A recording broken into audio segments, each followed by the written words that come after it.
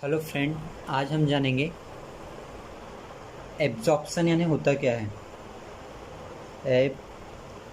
Absorption यानी होता क्या है। देखो, इसके पहले मैंने एक वीडियो बनाया था जिसमें हमने कवर किए थे अमलगमेशन, जिसकी मैं लिंक डिस्क्रिप्शन बॉक्स में दे दूंगा। अमलगमेशन और एब्जॉर्प्शन में बहुत बड़ा अंतर है। वैसे तो सुनने में दोनों सेम ही लग रहा है और लगभग मतलब भी सेम होता है, लेकिन अमलगमेशन का जो मतलब है मैंने एक बार समझाया था कि जब दो कंपनी आपस में मर्ज होती है और दो कंपनी आपस में मर्ज होने के बाद जो तीसरे नंबर की जो कंपनी बनती है, जैसे ए और बी कंपनी आपस में मर्ज हो गई तो नई कंपनी का नाम क्या रह जाएगा? A B company. मतलब इसमें ए का जितना हिस्सा रहेगा बी का भी उतना ही हिस्सा रहता है, लेकिन एब्जॉर्प्शन में वैसा होता नहीं।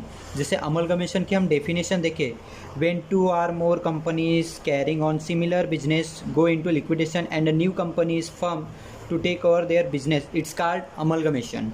अमलगमेशन मतलब कैसा कि दो कंपनी आपस में मिलकर एक नई कंपनी बनती है। इसका मतलब किसी एक कंपनी का अस्तित्व कभी ख़त्म नहीं होता। दोनों कंपनी रहेगी, ए और बी कंपनी, और दोनों आपस में मिलकर एक नई कंपनी फॉर्म करेंगे और बिजनेस करेंगे। लेकिन एब्जॉर्प्शन में वैसा नहीं होता।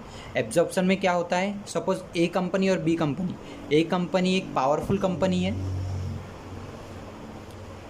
और बी कंपनी है पावर नहीं है बी कंपनी को, तो क्या करती है, एक पॉइंट रहता है इनका कि ए कंपनी और बी कंपनी का बिजनेस सेम होना। जैसे ये अगर क्लॉथ्स का बिजनेस कर रहा है तो बी का भी क्लॉथ्स का ही बिजनेस होना।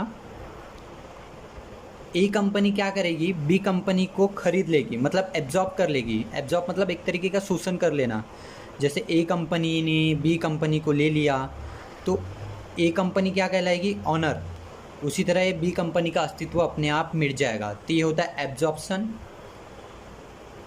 अभी आप अच्छे से समझ गए होंगे कि एब्जॉर्प्शन और अमलगमेशन में मतलब फ़र्क क्या होता है। एक बार फिर से समझा देता हूँ। अमलगमेशन मतलब दो कंपनी आपस में आएंगी, ए और बी कंपनी मर्ज होकर नई कंपनी बनेंगी ए बी, और इसमें दोनों का हिस्सा रहेगा। ए का जितना हिस्सा रहेगा बी का भी उतना ही हिस्सा रहेगा। लेकिन अगर हम एब्जॉर्प्शन की बात करें, ए और बी कंपनी आपस में तो आएगी लेकिन नई कंपनी फॉर्म होंगी, उसमें सिर्फ और सिर्फ हिस्सा ए का रहेगा। यही फ़र्क होता है अमलगमेशन और एब्जॉर्प्शन में।